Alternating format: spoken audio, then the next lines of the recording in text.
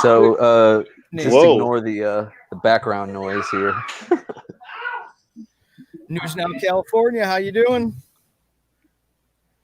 QLD. Hey, News Now California. News Now California, how you doing? Oh, I got a reverb from it again because I've always got stuff waiting in the background to be played for videos that were things that we're going to be watching, and it gave a reverb into the screen on everybody. I have no control over the background noise right now, but I do have headphones and I do have Wi-Fi, so I'm here. All right, so we're going to give everybody just a couple of more minutes to get in here. And then it seems to be GA is going to lead tonight's discussion. What's up, News Now California? So I'm gonna quote my sister here. She's been saying, "I want to go back to just worrying about romaine lettuce."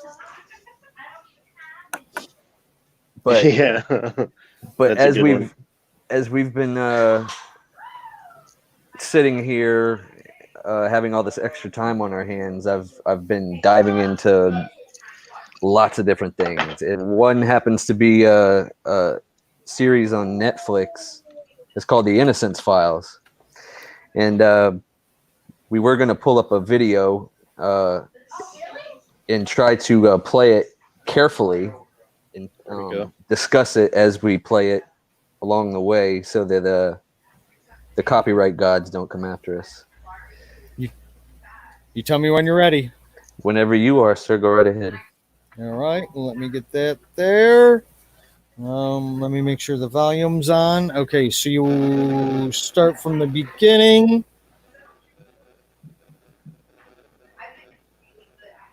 The reason I'm writing this to ask, can you help me? I am serving a 40 to 60-year sentence. If God is my witness, I am not guilty. Juanqui, ¿cómo estamos? We get flooded with letters from all over the country. Human beings who are aiming to be wrongly convicted. We realized that there were so many things wrong with the system. So yeah, so these people are serving like, I think the average sentence is 14 years for a lot of these cases. It's basically wrongful convictions. So, and there's all kinds of factors that go into why somebody could be wrongfully convicted. Do you have that chart you could pull up too? With the national statistics since... Yes, sir. That was the first one, correct? That is wrongful convictions. Give me just a second to get it to where you want it. And there you go, sir. Okay, so here we got the national statistics. One second. Hang on 1 second, GA. Can you guys tell me in the chat if you can see that good on the screen or not, or if you can't see it really quick before we start on it? Yeah, and thanks to everyone for being here.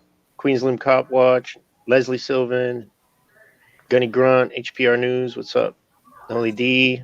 Yeah, I did see Queensland's comment to hijack the conversation. At some point later, we'll be happy to have people in and talk. Okay, we can see the stats good, so go ahead, GA. All right, it says 2,471 plus exonerations in the U.S. since 1989. That's 2,725 plus years of total years lost in prison. And then it gives you a pie graph, obviously, of how it's broken down by nationality or race. So how many years did people spend in jail when they shouldn't have been? You have to scroll down some more there, buddy. Yeah, they couldn't see. I saw in the chat they couldn't see it, so I'm going to give them a second to be able to look at your numbers in that graph really quick. Okay. I think from these, now when I was looking at this part, obviously with all the percentages, that doesn't add up to 100%. The only thing I can add it up to is there's probably multiple contributing factors for each case that goes into why they are wrongly convicted. But as you can see, official misconduct is pretty high up there. Perjury and false accusations pretty high up there. And then mistaken identification, which from what I've been reading is actually the leading cause of wrongful conviction, specifically eyewitness misidentification. So you scroll down some more, I think it tells you the average. How far you want me to go down? Yeah, right there. It goes through all the different ones. We could just keep scrolling down through. Okay, I'll go kind of slow so that the people that are watching can read along with it. Yeah, I'm just going to read aloud then. Eyewitness misidentification is the leading cause of wrongful conviction in the United States. Over 75% of DNA exoneration cases have involved convictions based on mistaken identification evidence. A variety of factors can affect the reliability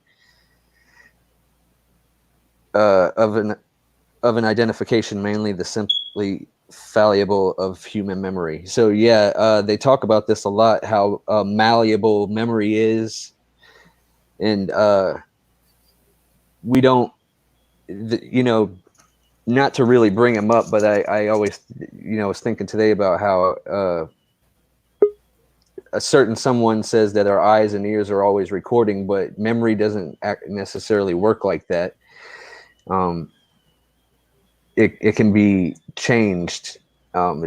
It was described more as kind of like a Wikipedia page that can be edited only by you and by other people, depending on how people talk about certain situations.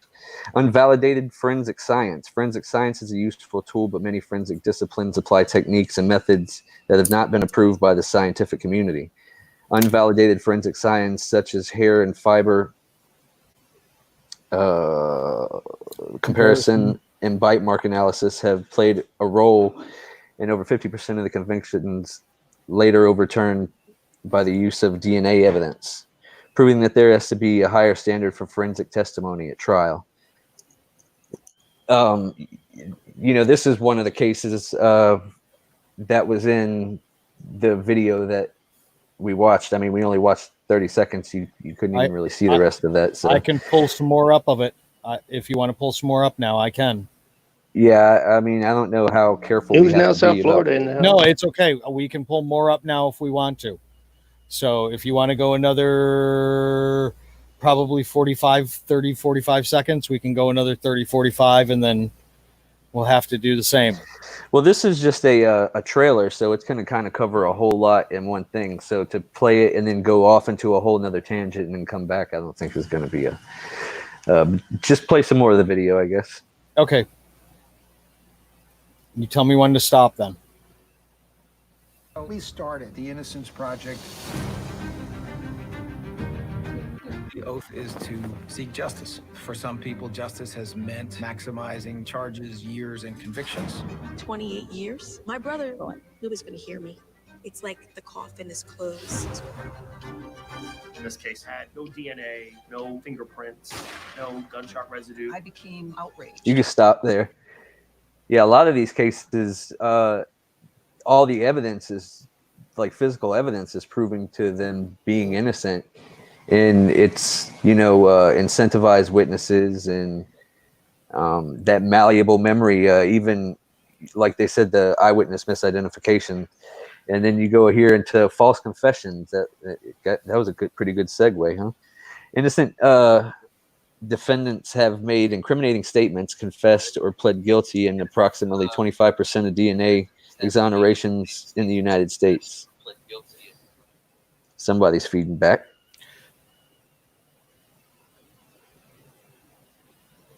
That was me. I fixed it. You should be good. Multiple factors can contribute to false confessions, such as defendants' poor.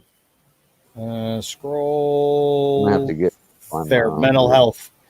Mental health. Mental health and or use of coercive interrogation techniques. These factors result in an often threatened and confused defendant who will confess to a crime in an attempt to relieve their current discomfort. So, I mean, we all that works where they'll deny and deny and deny and deny until they're, everybody has a breaking point at some point. You know what I mean? So jailhouse informant testimony, and 15% of convictions later overturned using DNA evidence. The defendant was imprisoned because a jailhouse informant testified against them. Jailhouse informants often have incentives to lie on the stand in order to escape. I would imagine prosecution themselves or receive shorter sentences. Jailhouse informant testimony is especially dangerous when such incentives are not disclosed to the jury, so they do not understand it could be biased. It is important to regulate the use of incentivized informants as to reduce the possibility that these unreliable witnesses mislead the judges and juries. Yeah, it's really hard to read it off of that thing. I'm trying to teleprompter good for you. It's, I guess, because of how far it's zoomed in. Yes. But yeah, they you have those kind of incentivized witnesses from the jailhouse, and then you have people. They have these tip lines too, and those are can become a problem at times because they actually pay people to stay anonymous and give tips for money. So those kind of incentives got to kind of look at that as well. Police and prosecutorial misconduct. While most prosecutors and law enforcement officials are honest and have the best intentions to protect society, the pressure to secure a conviction at times may lead police and prosecutors to act in an inappropriate, unfair, or unlawful manner. This government misconduct can include withholding or fabricating evidence, coercive interrogation by investigators, or suggestive methods used by police to obtain an identification. While police and prosecutorial misconduct is more likely in high-profile cases with a great amount of press coverage because law enforcement feels pressure to obtain a suspect. And I've found, too, from watching a lot of these stories that, like, once they focus on a theory or a specific suspect, whether that person, there's evidence that that person has anything to do with the crime, they conform everything else to, so they start to play. Happen. They start to play with the malleable memory of these victims, and it's crazy stuff. I wish I could get my other internet to work here. Poor defense lawyering. This would probably go right into one of the bigger problems going on right now, which is people pleading to cases. I just learned what an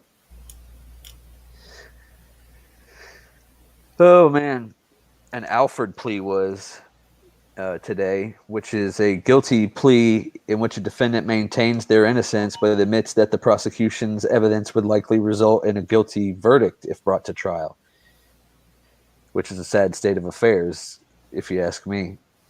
But pleading out is a big problem in the justice system, and we want to have faith in the system, so we want to use good practices when it comes to collecting evidence, but you got so many dirty people in the game, just like there is in any other game. You have that guilty plea website too, with the statistics on there somewhere. Not this one, is it? It was the one that I sent you in our little. It was the very last thing I think I sent you. It says the guilty plea problem. That one? Yeah. Okay. Scroll down, please. Just tell me where you want to go.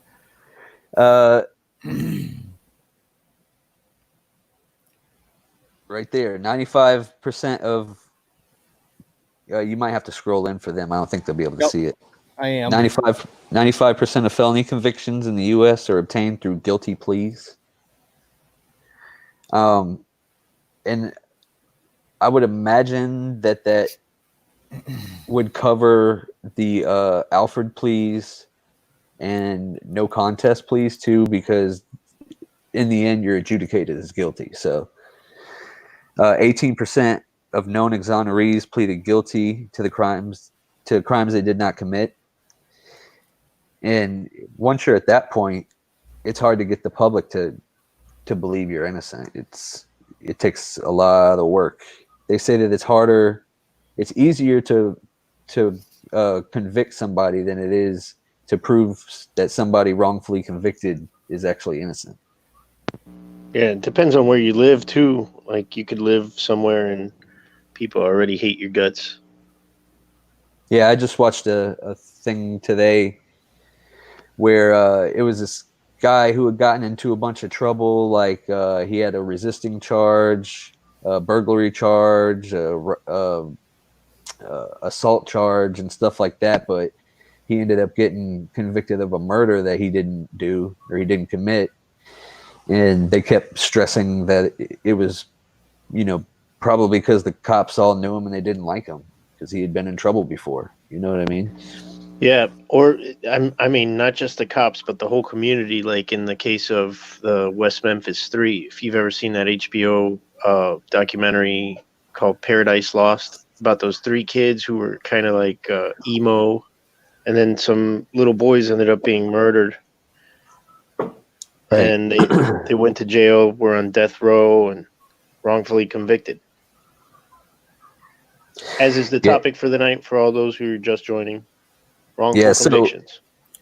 So basically, where I kind of got into this was through that video. Let's go ahead. We continue on through the video some more, so I can finally kind of get to a point of like who's handling these cases and where people can reach out if they know people who are wrongly convicted or if they ever themselves end up wrongfully convicted of something. So go ahead. Say when. Right now. 20 years passed after I was convicted. Almost 28 years. I mean, this is more than half of my life. Unfortunately, the mentality among too many judges, too many district attorneys, is the ends justify the means. If they're going to ever find the proof that I didn't commit this crime. They withheld evidence on purpose to get a conviction, period. Right there. You can stop it. Yeah, so, I remember the case from that. It was, in the case that he's talking about there, it was a guy that his alibi, they had evidence that would have helped his alibi, and the prosecutor withheld it. Just, I didn't know that was there. I never saw it, And this guy spent years of his life in prison. I couldn't imagine it. So basically, and I just found more information since looking into it today. But so they have you can go to the Innocence Network one, and then they have you with me, Ice? I got you. I'm going. Gotcha. All right. So here you have it by a map. I've only been on this on my phone, but I know they have it alphabetically too. But we can scroll. I'm going to post a link in this because this one's going to be really hard for people to see. So I'm going to post a link in the chat also, so later on they can take a look at this too with how you're going over it. I don't think I'll be able to get this one to zoom in quite like I got the other ones to zoom in. Gotcha. Okay, go ahead. Where you want me to go? You can scroll down to, I think they have them alphabetically all listed right there, and then you should be able to click on those things, and it'll put all the people's information or the different organizations' information there. But I'm going to go on to talk about the Innocence Project. The Innocence Project, founded in 1992 by Peter Neufeld and Barry Scheck at Cardozo School of Law, exonerates wrongfully convicted through DNA testing and reforms the criminal justice system to prevent future injustice. The Innocence Project's mission is to free the staggering number of innocent people who remain incarcerated and bring reform to the system responsible for their unjust imprisonment. And they do this through exonerating, improving, reforming, and then support and educate. We'll go through all the different things it says about here. But here that you see on the screen right now are all the different organizations across the U.S. that, and they have different criteria. You know, some of them have sentencing criteria where you have to have so much time left on your sentence for them to take your case. And some of them, I don't think all of them are, you know, all these aren't DNA cases either. There's other, you know, methods that they can use to prove somebody wrongfully convicted. That's kind of what actually got me into finding the extra information that I found, which was a PDF. Well, I found a website that has... Yeah, here's like he was saying the cases that were accepted in Alaska. They have a national registry of exonerations, but it only deals with from 1989 to present. But I have a PDF that talks about exonerations before that, because, you know, when I found out about Innocence Project, and then I read that that other thing that we pulled the chart from in the beginning that said, you know, since 1989, I started thinking, well, from 1992 to 1980, or from 1989 to 1992, when did, or how, you know, what methods did they use to exonerate cases? Or, yeah, I guess there was still DNA back then, but it wasn't as advanced. So going back into the Innocence Project, while you guys can look through, you can just scroll through, you know, all the different areas and stuff, so people can see it if they want. They got the link too. So the Innocence Project represents clients seeking post-conviction DNA testing to prove their innocence. We also consult on a number of cases on appeal in which the defendant is represented by primary counsel, and we provide information and background on DNA testing litigation. To date, 367 people in the United States have been exonerated by DNA testing, including 21 who served time on death row. These people served an average of 14 years in prison before exoneration and release. The Innocence Project's full-time staff attorneys and Cardozo Clinic's students provide direct representation or critical assistance in most of these cases. Our intake and evaluation staff conduct extensive research into each case to determine whether DNA testing could be conducted to prove innocence. The Innocence Project's groundbreaking use of DNA technology to free innocent people has provided irrefutable proof that wrongful convictions are not isolated or rare events, but instead arise from systemic defects.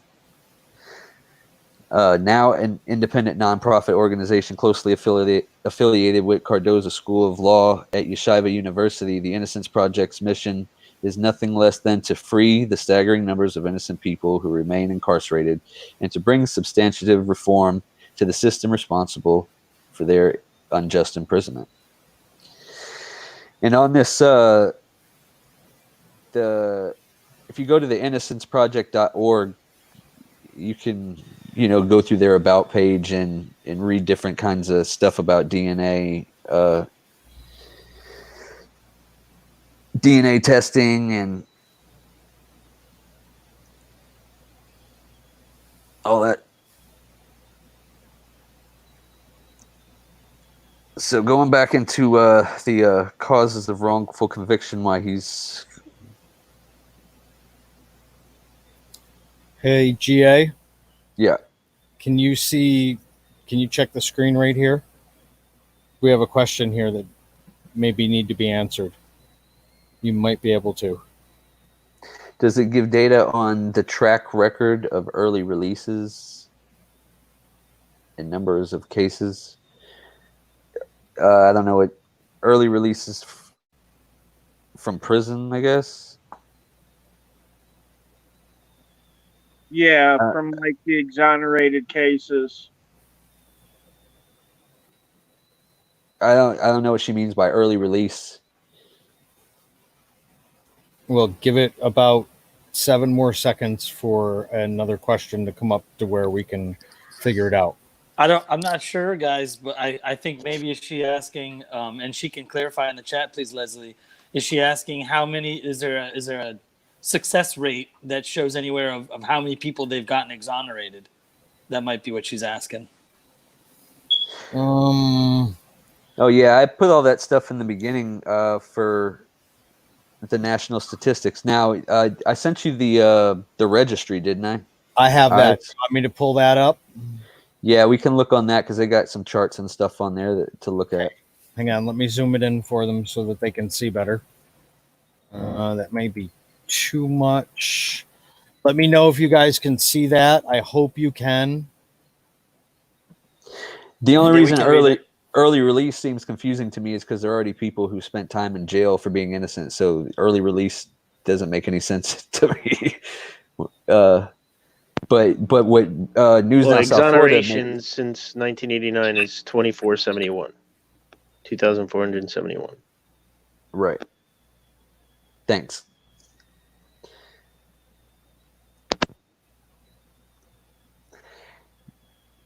A lot of these links I haven't been able to drop in here. I'm too busy reading and talking and stuff like that. But it goes into talk about systemic racism and implicit bias. So systemic racism shows up in our lives across institutions and society. It includes the wealth gap, employment, housing, discrimination, incarceration, drug arrests, immigration arrests, and infant mortality. There's no obvious sign of America's broken criminal justice system. There's no sign of America's broken criminal justice system than that of contrasting impact on people of color. Criminalizing racially disparate system and its devastating consequences. African Americans are about 6 times likely to be incarcerated compared to their white counterparts. The role of the criminal justice professional. From time to time, citizens who harbor racist attitudes make it onto juries where they are asked to judge those they hold in disdain. Implicit racial bias. As humans, we unconsciously have attitudes or stereotypes about race that help us understand the world around us. Our decisions in life are based on this understanding, and we act upon them often unaware of our attitudes. This reflex response is known as implicit racial bias. IRB affects us all, regardless of where our racial biases stand, or our association with members of other race. So yeah, you have all these different people that come into play in the system that have an impact on how these cases go. I watched a bunch of videos. The Innocence Project actually has a YouTube channel, and they have a lot of good coverage on there as well. And it makes me think of Captain Awesome too, because it talks a lot about how the mind works, and what I was talking about, malleable memory, and how the unconscious mind works off of associations.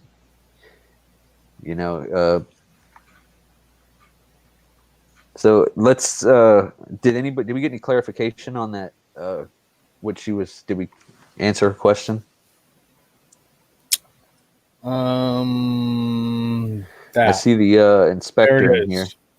There's what we're looking for. It looks like. What's QLD asking for? A link for the thing that we're reading? There. I mean, I could try to. Here, I'm gonna go. I'll Go post. through all the links, yeah, and post Yep. all the links because I don't have them all up. They're all on my phone. Yep. All right, give me like 2 seconds, everybody, and I will pound all the links into the chat right now. You guys are all free to talk. You know what I mean? I'm not used to having this much airtime, but The I'd like airtime to is know. good. There's a lot of I'd good like to. information. I just posted the YouTube link for the Innocence Project's channel. I think they have 5,000 subs. Okay. Yeah. But the notable things that I was seeing on there was the things on human factors on wrongful conviction and the guilty plea problem.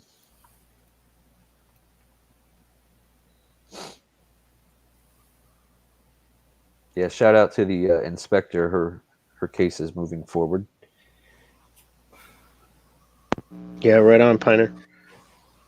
Appreciate that there, News Now South Florida. All right. Well, with that eyewitness and the malleable memory and stuff that you were discussing earlier, one of the reasons why eyewitness testimony is so unreliable is because we as humans, when we look at something, we look at them through what's called the belief glasses. And so basically, we've got these glasses on our face, and we see the world through these glasses. And on these glasses are all of our beliefs, what we believe. So that's why, if I'm walking next to a guy and he's racist, okay, and we walk across this alley, and there's an old white lady down on the ground, bloody, and there's a black gentleman standing above her with his hand down towards her. I might think that this guy's trying to help her up, whereas the racist next to me sees the exact same thing and thinks that he's beating her. You know what I mean? So two people can see the exact same situation and have totally different interpretations on what's going on in that same situation. And it's because of what we believe and how it tents everything we see. On the B.A.N.G Facebook page, I include I posted with a couple of links for people to look at to help clarify how our beliefs affect our lives, because they affect our lives every day. Every human act is tied to a belief that you hold somewhere in your subconscious. You might not even know that you believe it, but every action that a human takes, whether we get up early in the morning, whether we eat meat or we don't, whether we smoke or we don't, every action can be tied to a belief that we hold, be it a wrong belief or a right belief. But so people really need to get a grasp on how beliefs work, how they hinder us, how they can help improve our lives. If you look at any of the self-help gurus, be it Tony Robbins or My Rich Dad or any of the guys out there that promote bettering your life, one thing they'll always say to you is that it's your beliefs. Whatever you believe is what's going to happen. If you believe that you're going to be a rich guy and you're going to work hard and that's what you're going to do. If you believe that it's okay to slack off most of the time and stuff will fall in your lap, that's what you do. So it's all about our beliefs, and that's what they'll tell you. Every self-help guru that they might have different styles, but will all tell you that, because they really do affect our lives in a major way. and the government's known it for a long, long time. Again, let me bring up the name Edward Bernays. You know, he was one of the ones that got the ball rolling as far as, you know, mass brainwashing Americans through, you know, advertising and radio, TV, that kind of stuff. He's really the guy that helped formulate it all, and he's Sigmund Freud's nephew. So he basically took Sigmund Freud's psychology work about how we all have desires, and he used that to promote products, and that's how we became a nation from, you know, spendthrifty immigrants who would pass one pair of shoes on to 10 children to a nation full of people that have, you know, 5-bedroom houses with 3-car garages, and we still have to rent storage units for all the shit we bought that we don't need, that we'll throw away in 6 months. You know, it's a nation now of people that just buy just to buy. You know, it makes them feel good to go out and spend money. Almost half of Americans spend more money than they earn every year. More money than they earn every year. Now, can you imagine that back in the 1900s with, you know, the immigrants and the people that, you know, had been here for a while? I mean, these were really spendthrifty folk, you know. But that's how much beliefs can affect you, you know. Turn a whole country into, you know, raving mall lunatics. Yeah, it was crazy to hear in those videos those lawyers talking about, you know, how the mind works before they go into telling you the, you know, about these cases, because you've been stressing it since I've known you, how important it is to learn how the mind works. So yeah, there's actually a book out there. It's called The Winning Edge, and it's written by lawyers and psychologists, and it discusses what's called NPL, neuro linguistic programming, NLP, excuse me, neuro linguistic programming, and it's a method where through words and actions, you can pretty much you know, manipulate people. Darren Brown on YouTube is an excellent example of this technique. I mean, the guy is amazing. He really is. Leslie. And he does a BMX bike trick. If anybody ever gets the time and they really want to learn how easy it is to manipulate someone's mind, look up Darren Brown BMX bike trick. He's a gentleman from the UK, and it's just amazing what he can do.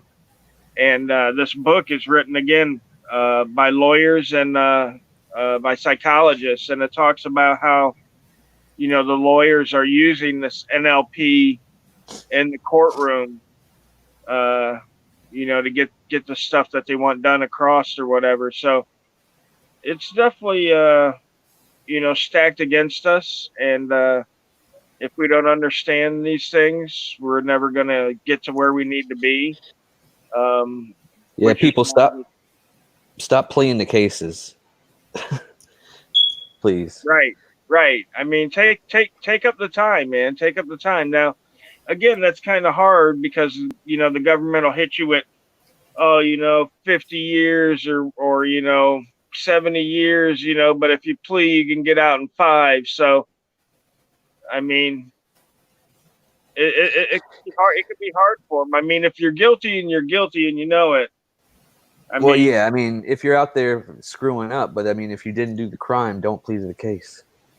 Oh, absolutely not. Absolutely not. But again, sometimes it's not their fault. It's you know, bad police work. It's, you know, wanting to clear cases, which I think is another good topic that we need to touch on. Is, you know, the amount of cases actually cleared by these police departments is atrocious. It's really bad.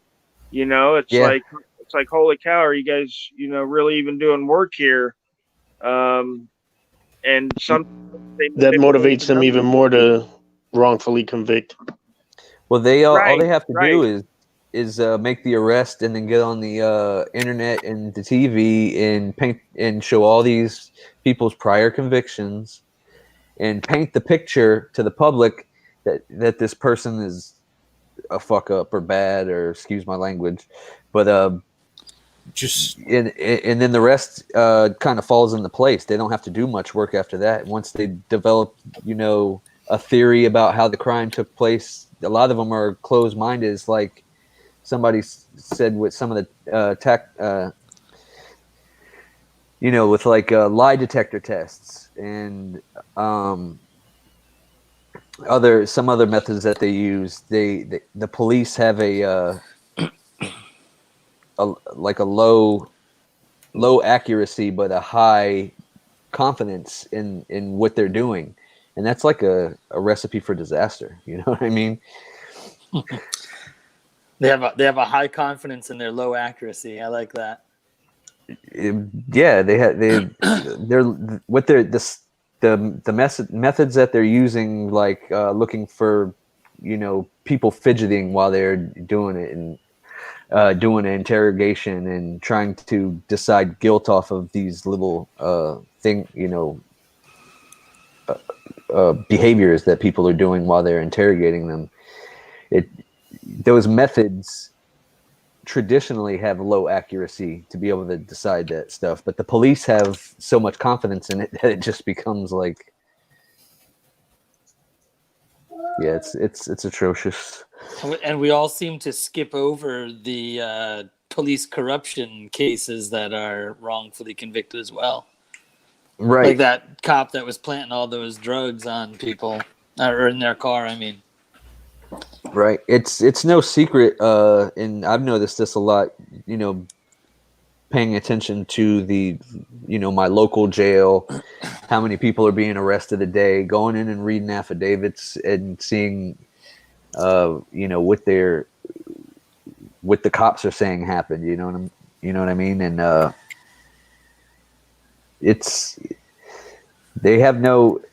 they seem to be incentivized even for arrests. You know what I mean? If they always say like, oh well, we're not getting any money out of this, but the whole system is incentivized. Wow. They're just feeding money to the system. Yeah.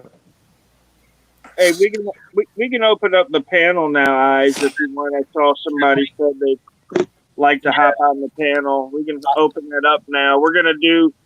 I've got a clip right now from QLD Cop Watch that I'm looking at that he posted in there, and I've been looking at while you guys have been talking.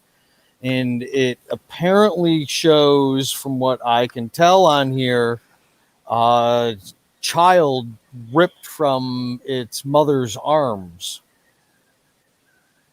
I believe it. Play it. Oh, are you talking about where the police were there and she was holding up a sign protesting? Yep. And Yep. Yeah, I saw that. It appears to be in Australia, I think it is, but I'm not positive yet. So I just sent that out. Hopefully he'll jump in here, and then I'll kick it on if that's what he wanted to do. It's either that or there's a bunch of pissed off New Zealanders.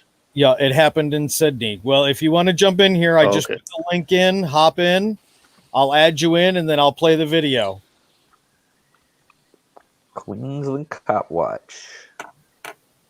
Dude, I saw a video of a guy going in on a police officer for writing tickets in, I think it was Australia or somewhere out that way. But he was going in on him.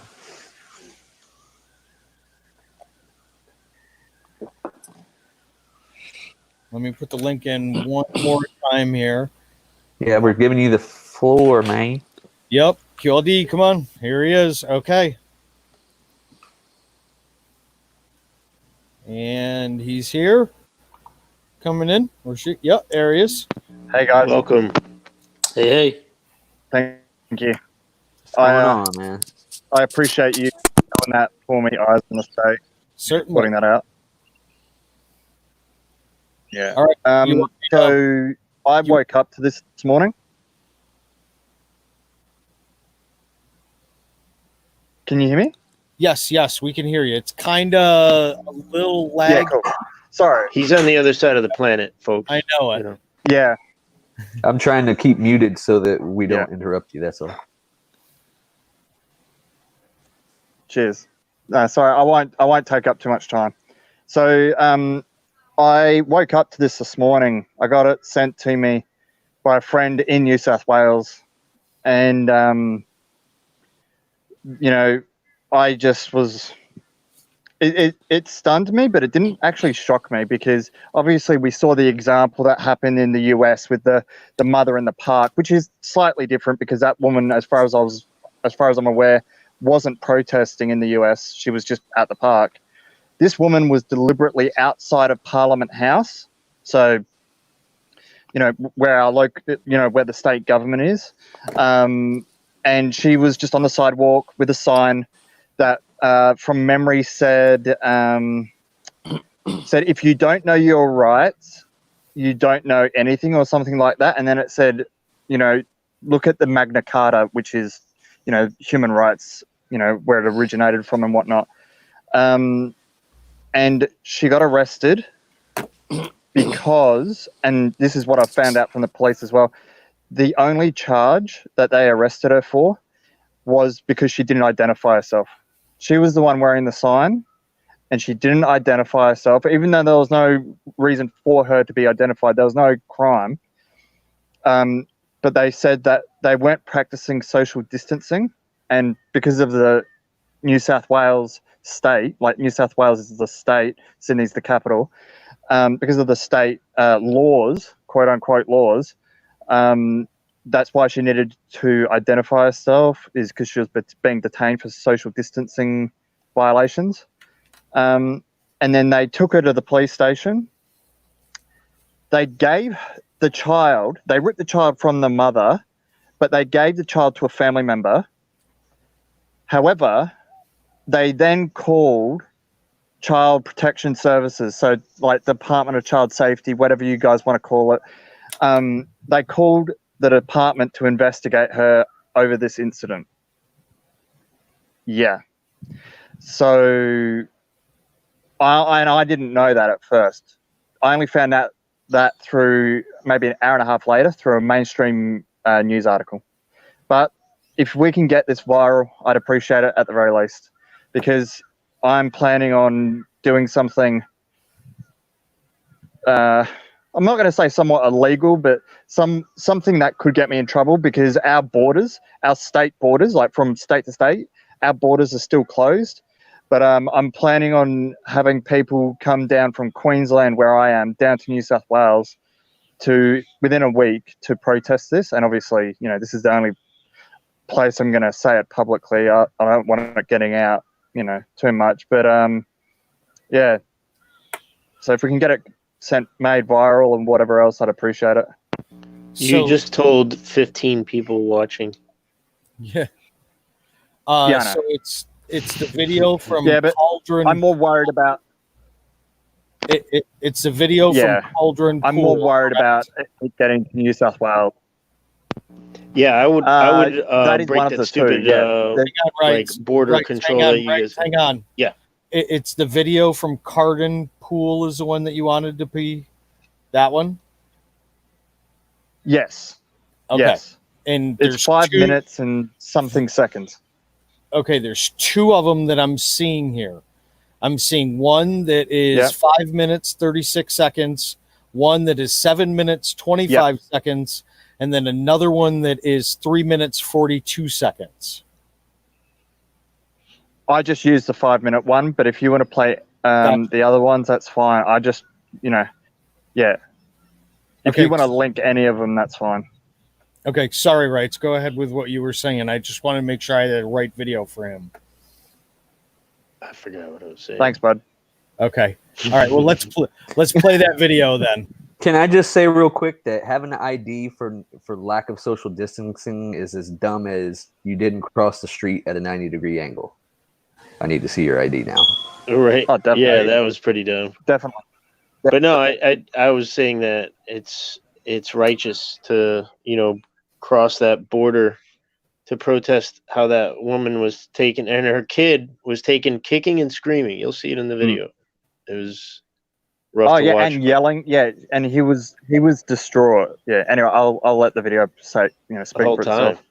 I'm gonna roll. They were that crowding around his mom under just footage. because she was holding a sign. Okay, here it goes. Thanks, guys. Guys, you guys are public servants. You should be serving the public. You're not serving the public now. You guys took an oath. You took an oath under the constitutional law to defend the public. You're not doing that. You know, I don't know how you guys can go home in honour tonight and try and infringe me with the notice, which I don't consent to, because we're doing nothing wrong. You guys should be here holding the signs with us, defending us. So I don't consent to what you're doing. Look at this. Okay? I don't consent. We're acting safely. We're not acting in aggression. So I do not consent to giving my name. There is no name to give. Exactly. Am I under arrest? Am I being detained here? No, I'm just trying to speak to you. Thank you. Okay. Thank you. So I'm not under arrest, am I? You are not being detained. I'm free to go. I am asking for your name because I do believe you're committing an offence. Do you understand that? I'm not committing a crime. I'm being detained. I understand. Am I being detained? No. Thank you. Have a beautiful day. Thank you for. I hope that you're all here supporting and caring for us. Maybe you guys can carry a sign too. I'd love to. Okay. I am going to be asking permission to arrest you. Okay. I do not consent. I understand. Do not consent. So have a beautiful day. It's sad that you have to do this. Thanks very much. It is because it's our our right. right. They're doing their jobs and look what they have to. Yeah. I have 306 and this is what I'm teaching them. I go to sleep with honour. There's her kid. With honour, knowing I've defended my rights. I'm here fighting for not just myself and my kids, but for your children too. That's right. So thanks, guys. Have a good day. I'm going to keep walking. Fantastic. Well, my son's with me. I am not under arrest. Why is she under arrest? You need to get. Why is she under arrest? Can you grab Victor? Can you grab Victor, please? Immediately. Why is she under arrest? Why is she under arrest? Totally unnecessary. Why is she under arrest?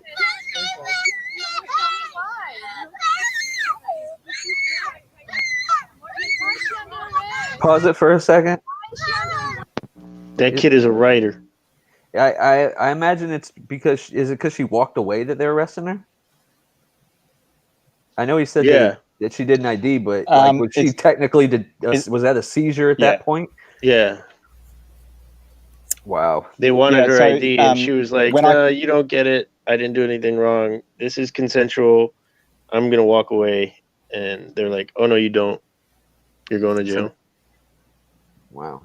Always, I guess, you always got to ask, it seems. You can't leave that gray area.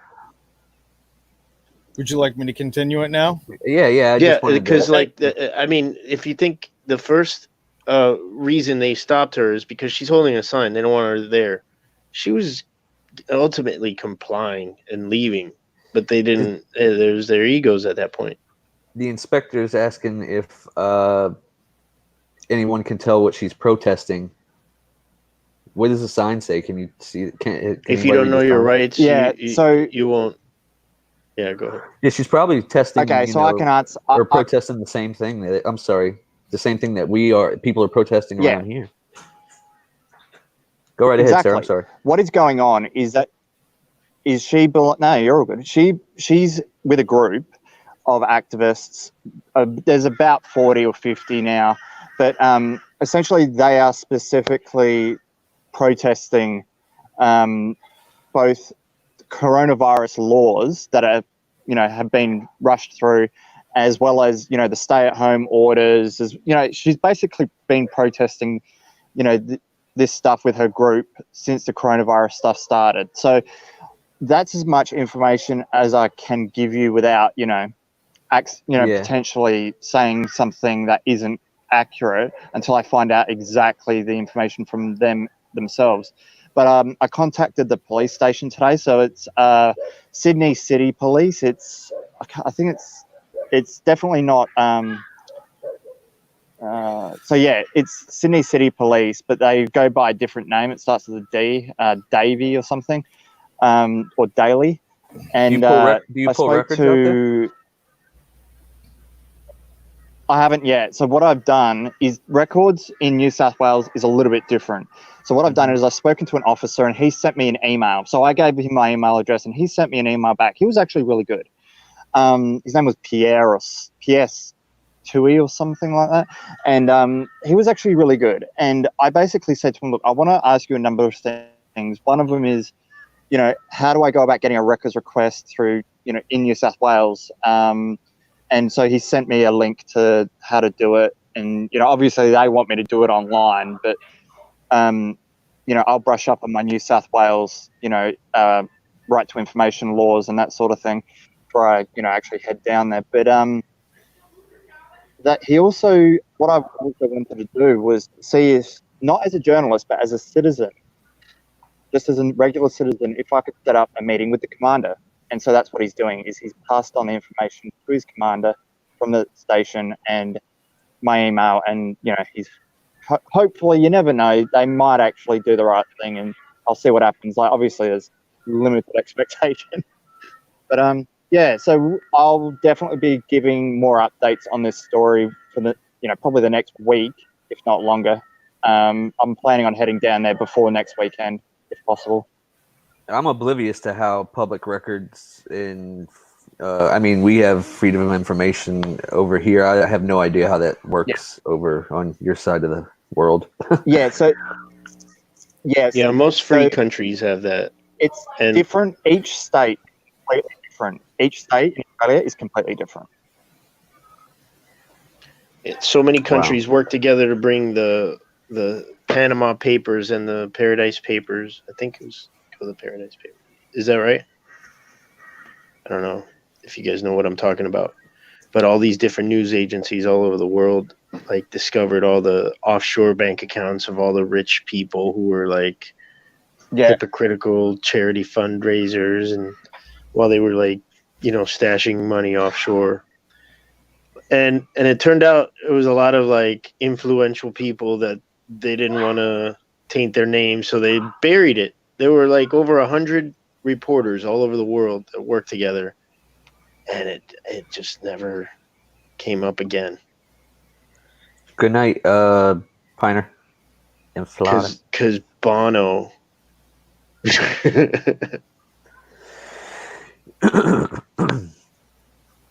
Yeah. So if any, that's you want to play the rest of the video? Yeah, I sure can.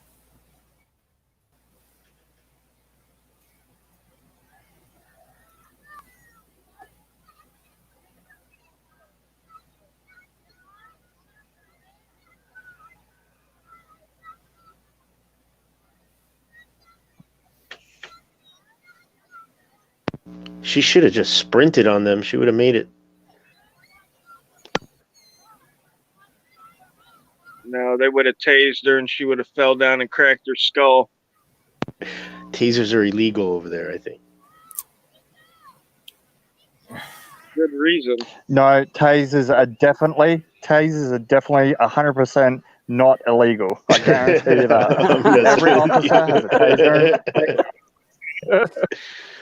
Let me just go ahead. But look, she's dressed for a marathon. She can just like bolt with the kid in tow. Look at that. She almost did. She almost got away. I'm sorry to make light of this. I don't mean to. No. I know. Like, believe me, I get it. It's outrageous. But isn't it safe to say it is putting up a good fight? Hooray! Isn't it safe to say when they bring out a paddy wagon anywhere, they intend to make numerous arrests? Yeah. Yeah. Well, here's the thing: is they were monitoring this group. They were monitoring it, and the police said it themselves in a statement that they were monitoring this group before they made the arrest. That's why that bitch has got the book out. That particular officer has got that book out. That they came prepared to make an arrest, and they just had to find something. Yeah, as they do all the time. It doesn't take them much. If they want to affect an arrest, they'll affect an arrest. Wow, this is so traumatic for that kid. Look Yeah. at that kid right there, man. Well, you know, they do this too for shock value and to get citizens to conform. You know, it's just like the IRS. They don't audit. They don't have the, capability to audit every American. All they do is audit a couple high-profile ones, and that scares the rest of Americans into paying their taxes. But if Correct. every American decided that they weren't going to pay their taxes one year, there'd be no way the IRS could audit everybody. I mean, they just lack the manpower. They don't have it. They'd shut down. Yeah, they really would. Surveyor Ross says the hard truth is that police and government act the way they do because most people consent to it, and that's a fact. And the That thing, is a fact.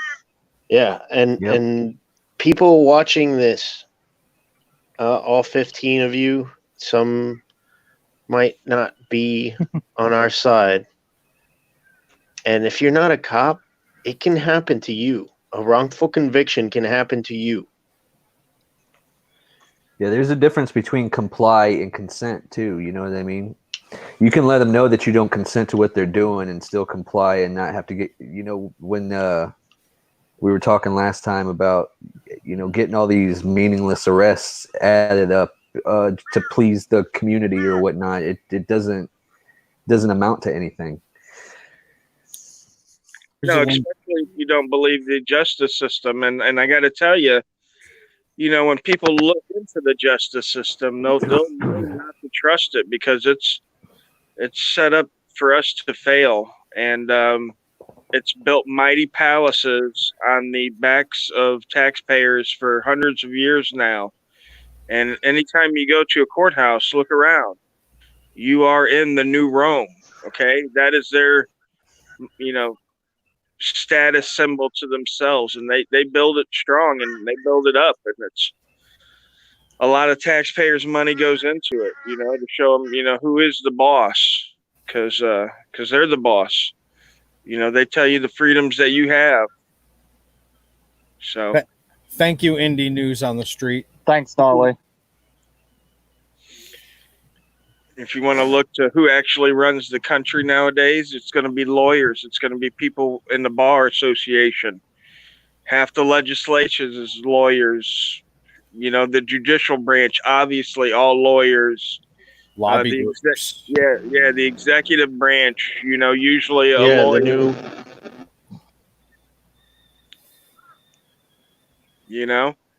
They're the ones who write the laws. The legislatures don't write the laws. Nancy Pelosi can't even read. Okay? How is she writing a 400-page law? She's not. There's a team of bar lawyers sitting around writing the law. They give it to her. She signs her name on it. They tell her all the little fancy stuff that she likes to say on CNN, but really there's a lot more in that law. And these people don't even know it. It's tons of stuff in those laws that they don't know. Right, like the 9/11 law, the Patriot Act that was enacted like godlike speed right after 9/11. Like, you know what I mean? Like, who could write a 1,000-page law in that amount of time since the tragedy? Obviously, you guys had that sitting around waiting for 8 something of our to happen. Bill of Rights were removed with that Patriot Act. Well, also, like what you're saying about this Captain Awesome, about how they instituted the Patriot Act and that $2 trillion stimulus bill that they just released for the COVID-19, inside of that, there's a buried thing that they've got trying to create a online currency with some of that money. What do they need an online currency for our stimulus? Right, the digital dollar. Somebody sent me a link to that a couple of days back, and it looks like maybe they're moving that way. Having the money on the blockchain. Who knows? But I mean, I know throughout history the common man has been shit upon, and I don't look at this time in history, no matter what they tell me, to be any different. I was talking with somebody I just met earlier, and I told we agreed. We're living in the best plantation in the world. So I mean, there's no place better right now than our place, even though it's a plantation. But We're sooner or getting later, Chuck rated. yeah, sooner or later, there's going to be a master of the plantation that's going to put his boot down. And the way the law reads, we consent to whatever rules they enact, and all they need is a national emergency like you have here with COVID to lock things down. And then, I mean, look at all the Americans that have turned on each other, over silly things like opening their hair salon or not standing too far away from each other and stuff like that. We've all seen the videos and heard the stories online. So, I mean, you can only imagine if a supposed national emergency was to come down, you're going to have a lot of bootlickers that's going to see free Americans do, what they want. And it's going to be a party, and that this could almost be a test run for a scenario like that, because I mean they hold people up pretty quickly this time. So I mean, We the got government Ebor Robin here too. never Sorry. lets a crisis go to Ebor, waste. Yeah, for sure. That if this isn't a test, it's the actual plan. Well, going back to what Surveyor Ross said, where he was like, he too has consented to tyranny and feels great shame. And then Miami Beach Audits went on to talk about the part from the Declaration of Independence that says the government gains its power from the consent of the governed. That doesn't mean that, we can't become knowledgeable of it and then learn what's the right thing to do for the future. We don't have to just, let it be oblivious like we were before and keep acting the same way and let the same things keep happening, You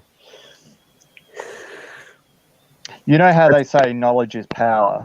Well, I mean, I do believe that. I do believe knowledge is power, but for me, knowledge isn't really power unless you at some point act on that knowledge that you gain.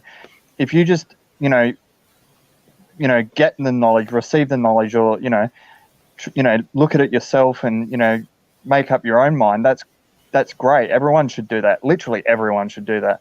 But at some point, we all do have to utilize that knowledge in direct action.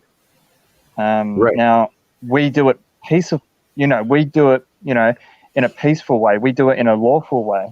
Other people don't do it in a lawful way, and they go out and they'll shoot them or they'll do whatever they do. And I'm not saying I disagree with that. I'm not saying I will do that myself. Obviously, I'm not going to do that.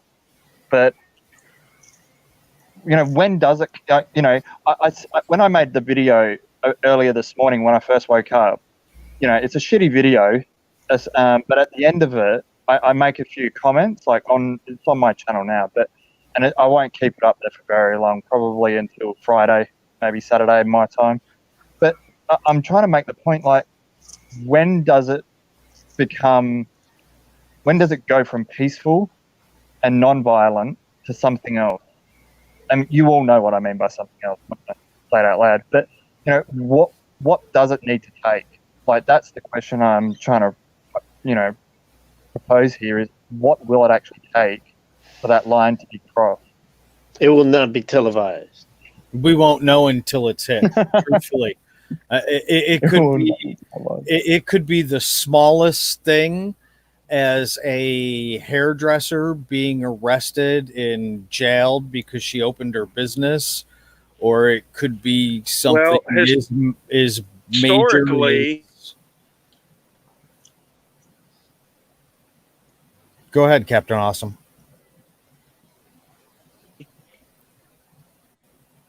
Do we lose them? All right. Well, No. I was going to say historically that uprisings have been tied to our bellies. So if you look back historically for uprisings in a civilization, you'll find that they're all tied to when the people were the hungriest. And so until that time, uh, people are going to remain pretty docile as long as they're able to get food. Um, you live 30, 30 days without food, but 3 days without water. But when humans reach that kind of point there, I mean, there's literally nothing that they won't do. I mean, literally nothing that they wouldn't do in order to feed themselves or maybe their kids. So that's traditionally when you see uprisings taking place. Now, I wanted to touch on the consent part that they had brought up in the Declaration of Independence, because it's a You're cutting in and out bad, it's a Captain. very Yeah, I was gonna important say, is everybody else have an part audio problem? because when we look Yeah. and we realize that they're just men or women, just like. Hold on one second, see if this clears Yeah, it you're up. cutting in and out really bad.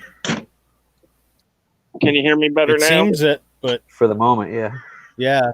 Can you hear me better Yeah, now? we can Yeah, hear that's you, you. but Yeah. it's for the movement. Okay, yeah, great. hopefully it stays that way. Yeah. Sometimes I get far away from the router. So basically, when you look around and you see these other men and women that are supposed leaders, and you realize that they are just men and women like we are, it begs the question of where comes from the authority in order to rule over other men and women. If I'm a man and you're a man and you come to me and you tell me to do something, I'm going to look at you and say, what the heck? Who are you to tell me what to do, right? So in that, there's only two ways for men to rule other men, women to rule other women, interchangeably. I just use the word men, but I do mean women involved. So there's only two ways, and that's through force or consent. Okay, it's the same way if a man or woman thief approaches you on the street and they have a gun on you and they say, "Give me $20." There's only two ways that $20 is going to change hands. One is by consent. You hand that over. The other is by force. They shoot you and take it. And the same way goes for, governments ruling people, men ruling men, only through consent or through force. Here in the United States, it's through consent. But even so, even in places like China, it's also through consent, although it seems like force, because those people allow the government to treat them that way. Because there's no government in any country in the world that could withstand its people. If the people wanted to rise up, doesn't matter how many tanks or planes or anything that you got. Okay, just like here in America, there's 330 million people here. You don't have enough army soldiers. You know what I mean? If the people wanted to rise up and take back the country, that's exactly what would happen. And that's why they keep us divided with party politics and really inconsequential stuff, so we don't focus on the important stuff like our currency, the laws that they're passing that restrict our freedom. Society is needed because obviously not everybody thinks, but they can take it too far. And they always do take it too far because they're men and women. And they lust after certain things. They want to become gods on earth or whatever have you, their narcissistic attitude. So it always reverts back to the same old story all throughout history. And I don't think that we're going to look at this time, 100, 200, 500 years from now as being any different than the rest of history. We were an experiment in free range cattle pretty much. Whereas, the other rest of the world pretty much kept a tighter grip on its citizens. We were allowed to roam around our pasture a little bit. and we weren't just kept in the barn and raised and killed, you know, for tax money. So it's an interesting time to be alive. Sure is. Definitely. Without Definitely. question. I go back to what my sister said. That's I just definitely want an to worry understatement. about romaine lettuce. That's all I want to worry about. Well, that's all that most people want to worry about, you know. Nobody in the common man hates the common American. It's the people hate the governments and what the governments do and what the governments make the citizens do to each other, you know. That's what they Absolutely. want to go back to And thinking you know what? about. Go ahead, man. Sorry. No, Australia. go ahead. It's just the lagging.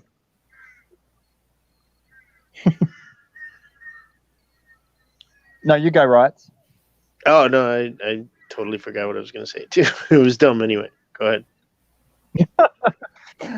I was just going to say, you know, in terms of the question that I proposed, like I'm not advocating for anything. It's just I genuinely am curious, and I suppose I've been curious for a number of years. Like, what would it take to reach that tipping point or cross that line, so to speak, from non-violence to violence? And you know, I think I could be, you know, wrong. I think I could be wrong when I say this, but it feels like in my gut now is closer than any time, especially in my life. And I'm in my 30s, so you know, some of you guys are older than me, some of you younger, but I think you are anyway. But I mean, I definitely don't remember any time in my lifetime like this, and I don't think there's probably been a time like this since maybe the 50s, 60s in the US, Australia, UK, and you know all the protests and things that went on around the Vietnam War, and you know, and civil rights and that sort of thing. But I think even now we're approaching an even, you know, closer tipping point than even then. That's just what I feel. But, Well, yeah, it's like because we have this information, the fact that you and I are, and we are all talking right now on this forum with six minds from around the world or just around our state, but you're on the other side of the planet, like I said earlier. That's one of the reasons why it's coming to fruition. It's the information that is going out to all the people. That's what's going to be the tipping point, is when everyone is educated as to what's really going on. Yeah, but we're battling. I mean, we're battling a big monster, man. I mean, we're They're battling, miseducating so many sheeple that are fighting against us as their minions too. You know what I mean? People are just like, no, stop, don't rock the boat. Why? Why are you on this boat that's about to go over the fucking falls? Like, wake up. Yeah. There's a branch You're not out there. wrong. It's called freedom. I mean, I've posed this question to a number of people around the world, not just, you know, in the US, but also in UK and Canada and Australia, obviously. But you know, when I first joined this activism community, if that's what you want to call it, what we do in, you know, in YouTube is the activism side of things. Is even before then, I was doing, you know, different forms of activism. Not so much cop watching as much as other things I was doing that relate to other government departments. But I feel like what you're saying, right, is exactly correct. Now, in quote unquote this day and age, we have more tools at our disposal. And yes, a video camera or, you know, a phone that can, you know, record or whatever it may be might not, you know, start a revolution or anything like that, but it does give a certain small element of protection. Now, do they care? Do law enforcement care if you're recording them when they're beating the shit out of you? No, they've got the immunity. We know that. But at the very least, we can all, you know, communicate this stuff together, and we can essentially, the way I see it is, at the very least, what we're doing, all of us, is we're we're storing this footage, and we're storing these the stories that are out there for posterity. That's how I say it. Is future, people in the future, whether they're citizens or governments, whatever it may be, can look back. Whether they choose to or not is a different story. But they can look back and they can see what is happening in our time. Whereas in past decades, it was very, very limited.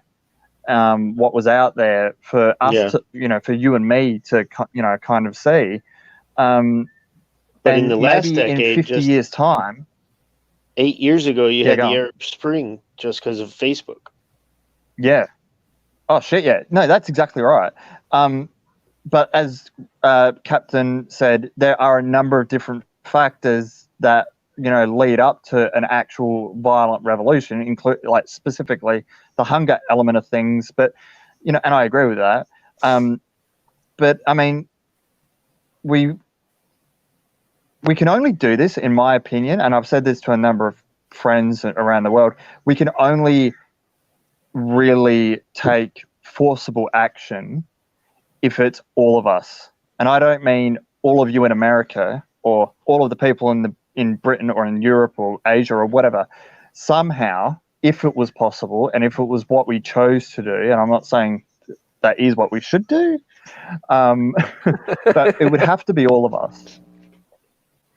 Yeah, I that's don't why we think want more people it to could pick be up a just camera. one country. Record Yeah. everything. I don't So think it can just everybody be records Americans though. Like,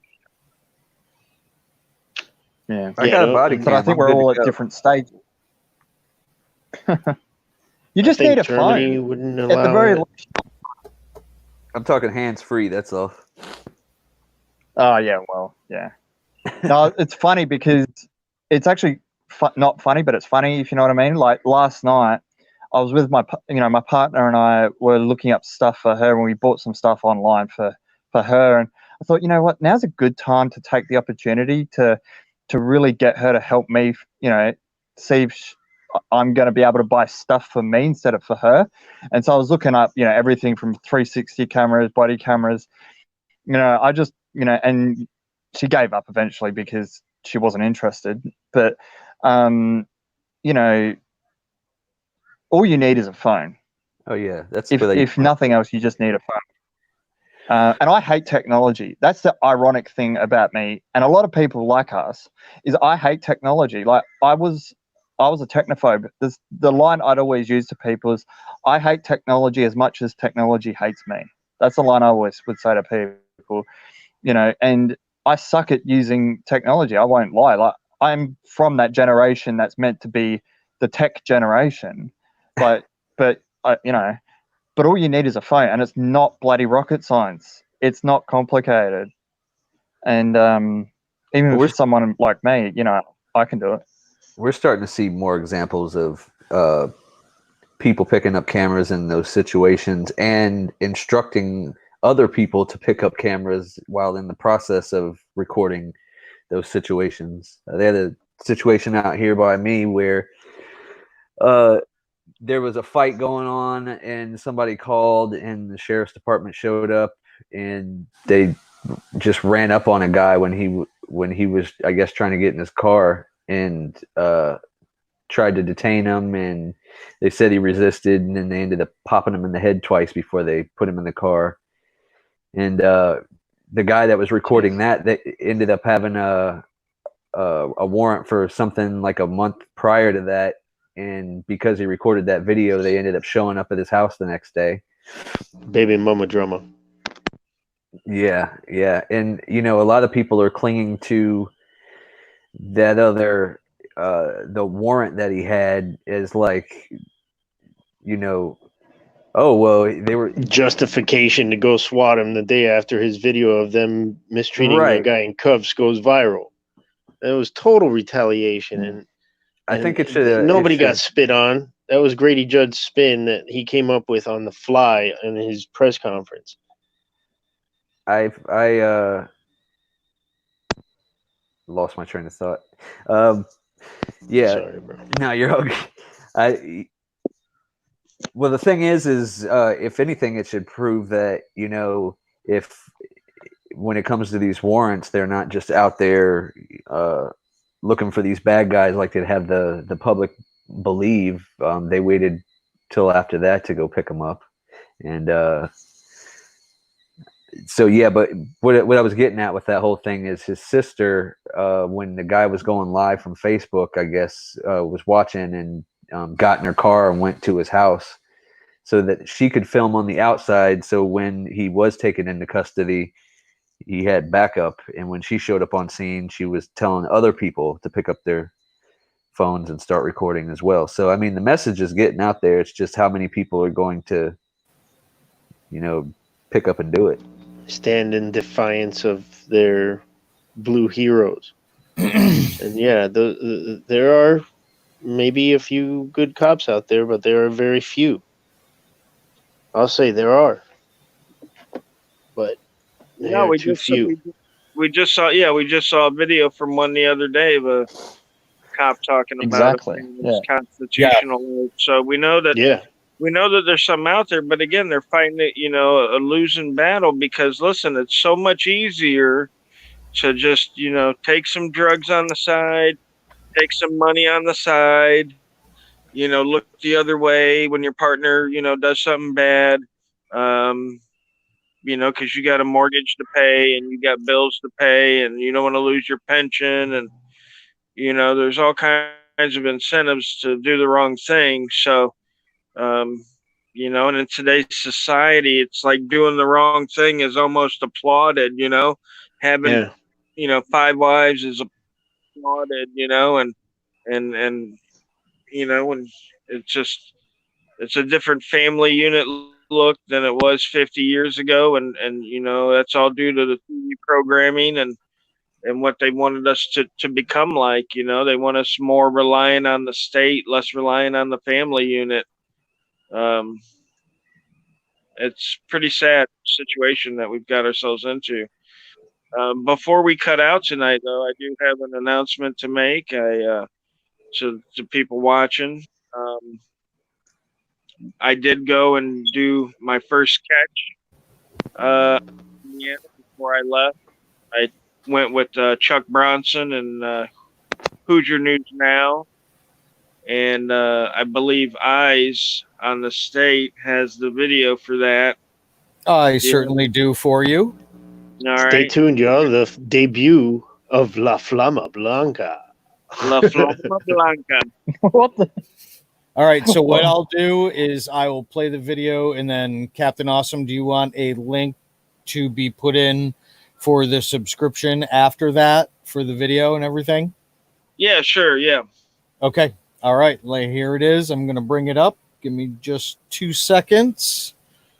All right. And thanks for having me, guys. Yes. Thanks for joining us. Definitely. Yeah. Anytime. Thank you very much. I'll definitely join again. For traveling back in time. You're in the future right now. Are they eating food in pill forms? Okay, we're gonna have to scroll, I didn't actually, when I watched this the first time, get to read any of that, so I'm kind of curious now as to what it says. I can see sup, what's up, not much. Okay, I see. All right, let me ask the chat really quick if they can see what is on the screen. If not, what I'll do is I don't know. How do you want to do that, Captain, if they can't see the screen or not? We can just roll through it and just throw up the link in the chat, and then that way they can go watch it and read it at their leisure if they like. Understood. Gotcha. Here it goes. It's only like 2 minutes long, 3 minutes. 2:56. But this is the chat logs between me and the gentleman, Eddie. My profile is a 14-year-old boy named Thomas. This is regular reading speed for Captain.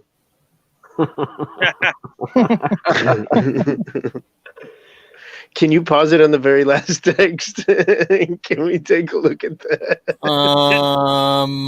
Maybe I can. Let me see. That was funny. Where's it going? Whenever it gets there. You take it away from there. Whenever it gets there, just let it play. When it gets there, you'll see it. I'm sure. I'm gonna be looking at the bottom this whole time. I thought that was funny. Thanks, Free Thinker. How close are we? It's got to be.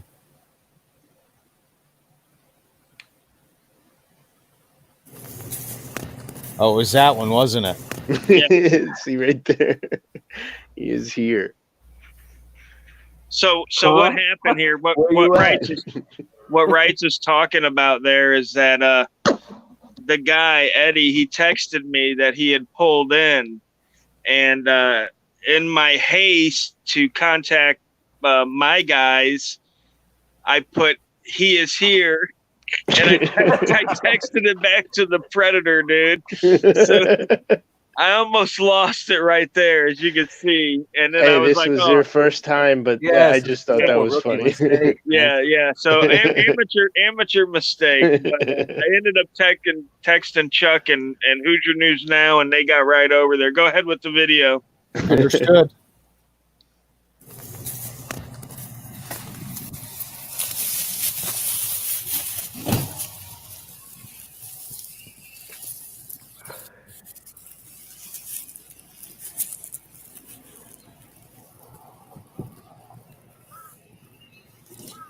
Eddie, who you here to meet, buddy? Who you here to meet? Huh? What are you doing here? Aren't you here to meet Thomas? You're not here to meet Thomas? I'm pretty sure I got all the chat logs from you. Toyota, red Toyota, 1030. Eddie, it's not you? No? You need some help, brother. Okay? I'm not a cop, but you need help. All right? You shouldn't be talking to little boys on the internet. Okay? You got any ID on you? You got any ID on you? Why? I'm sorry. Who you are. You're talking to little boys on the internet. Who are you? Where's your ID? Do you have any ID on you? Yes or no? Who do you think he's talking to on the phone? All right. Let me get the license I have plate. no idea.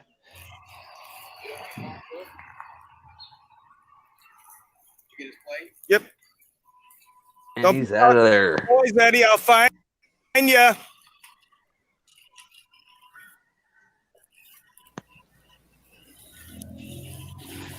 So I've got a question.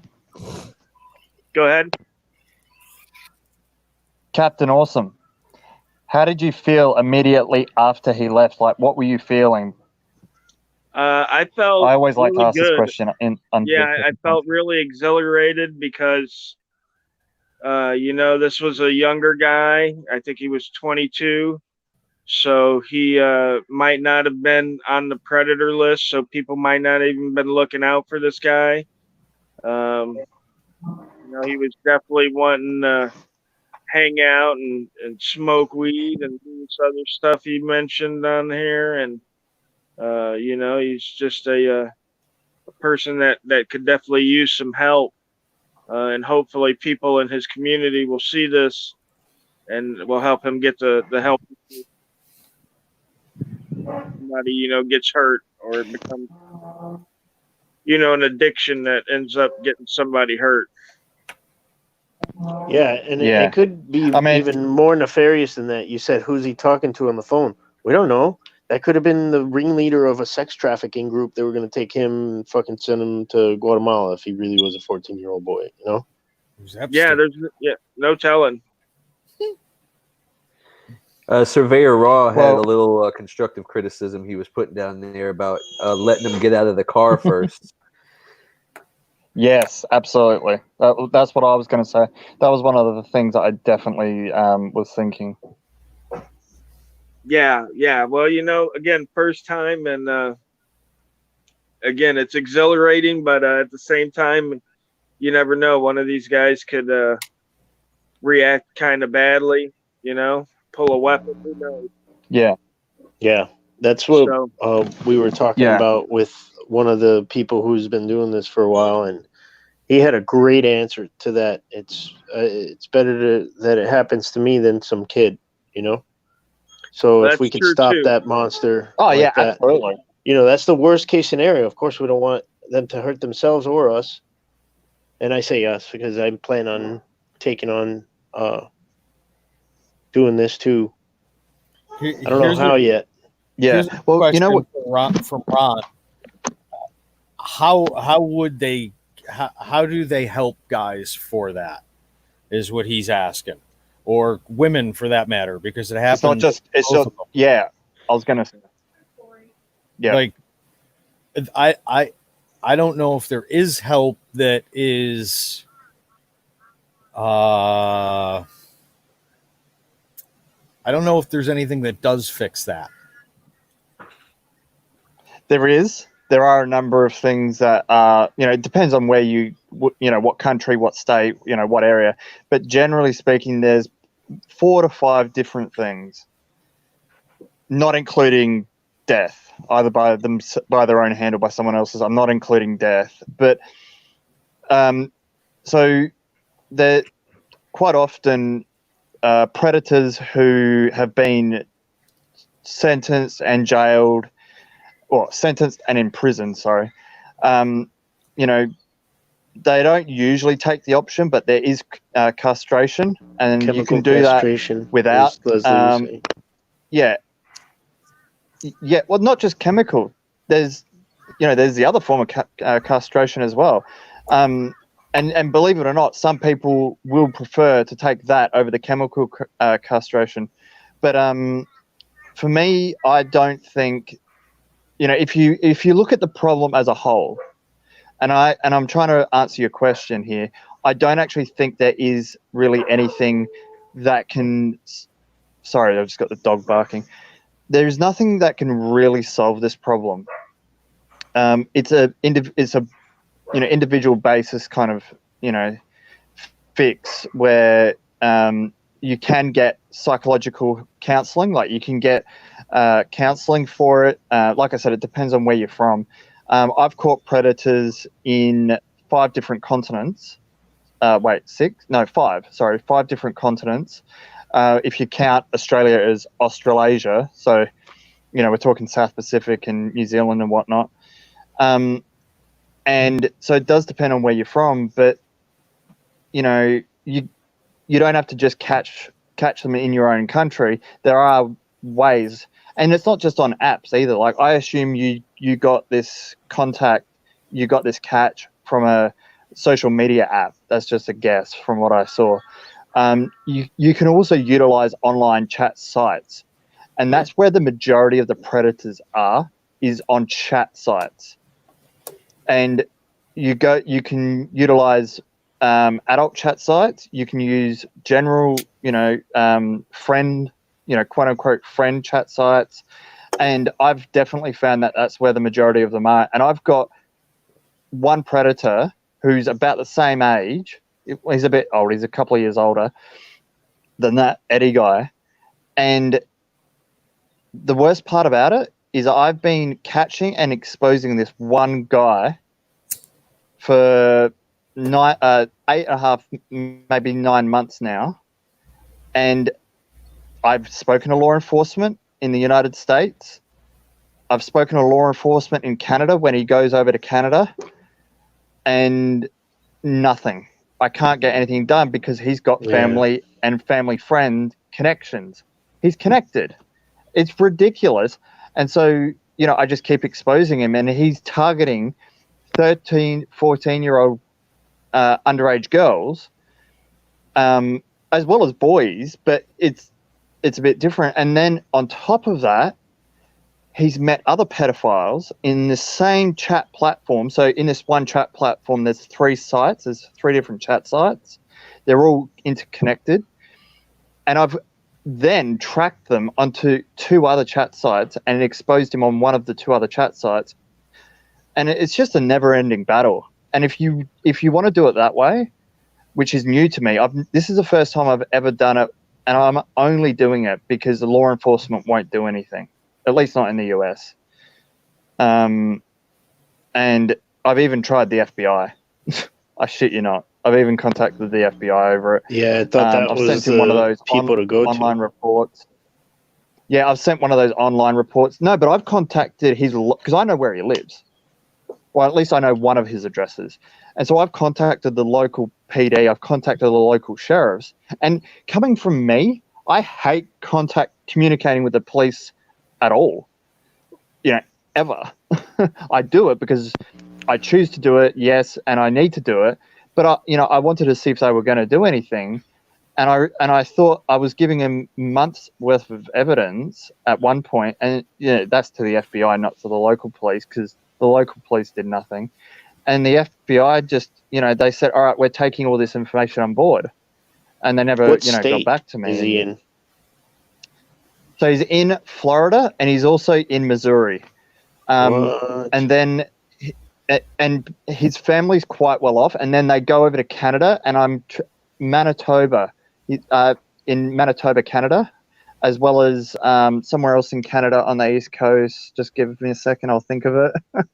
And one of his recent victims, who she just broke up with him yesterday, because he goes through like 10 or 12 of these girls, pretending to be anywhere from 14 to 15 to 16 to 17 to 18 to 19 to 20 to 21-year-old, but he's actually older than 21 in real life.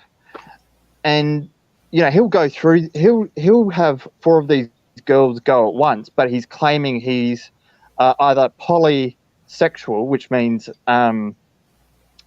that he's in a relationship, but the person who's in a relationship with knows that he's seeing other women, blah, blah, blah, blah, blah. And it's just a load of bullshit. It's just an excuse. But then he'll also say he's taken, and as in he's in a relationship, and it's just another word to say he's monogamous. And I hate to say this, but these stupid, naive girls, and some of them are real. I've got voice audio recordings proving that some of these girls are real. And they just constantly go for him. Now, the worst part about it is he's connected with other pedophiles on this site, and they've actually formed what they call a gang. They call it the Wassa Gang, WASSUA, I think, or something. And they are literally calling themselves a gang. They're not claiming that they're pedophiles, but they're claiming that most of them are claiming that they're underage. The males, the actual males that are proven are overage, are claiming that they're underage. And they're using 1 or 2 underage girls to actually, who know what they are. They know exactly what they are. One of them is from the US, and she knows exactly what these kind of predators are. And they are using these girls who are so twisted and warped in their understanding of what's going on to actually draw in these other girls. Yeah, does that make sense? That's their MO. Yeah, they do that. It's less creepy for a girl to go with another girl than to go with an older dude. And they always do that. Sex trafficking. Exactly. But this girl, one of these 2 girls, and I'm not calling this a sex trafficking ring. I'm not calling that, just to be clear. I'm not saying it's not, but I'm not actually claiming that it is a sex trafficking ring or anything like that. It's literally just a group of, or quote unquote, a gang of pedophiles. But what I'm trying to say is this girl that's helping them, she's underage. She's somewhere between 16 and 17. And, she and this one of these individuals is claiming that, she's pregnant with his twins and all this bullshit. But anyway, she's helping him. She's helping them, sorry. But she's also a victim. But she could go to jail, or she could go to juvie if she gets charged before she turns 18. She could go to jail for helping them. But she's, as far as I'm concerned, she's also at the same time a victim. But anyway, that's all I had to say about that. That's exactly what happened with the Epstein case. There were 82 girls that they had found so far before Alex Acosta ordered them to shut down the case. And they were saying that a lot of them were complicit in it. But a lot of them were, manipulated and also underage. You can't hold them accountable for what was happening like that. They were victims. Hell, Hey, Oh, my bad. I just wanted to say or tell everybody thank you real quick for listening to me yap at the beginning of this. And, it's something that I've been taking an interest in as of recently, what this started as. But I got to cut out real quick because it's getting close to the 2-hour mark. Yep, it is. And but y'all have a good night. And thanks again for everybody for being here. Thank you so much for all that information, though, that you gave out earlier, GA. That was a lot and very good information. Thank you. Yeah, thanks, Appreciate man. you guys. Good on you, GA. I'm going to get going as well. I was actually meant to be doing some stuff like an hour ago, but I'm waiting on my neighbor who's slack. So I'm going to try and get him to get organized, and I'm going to say goodbye, but I'm also going to say thank you. And I really appreciate, giving me an opportunity to talk about that video from yesterday. Sure. Thanks for holding it down out there, bro. Sometime. Cheers, man.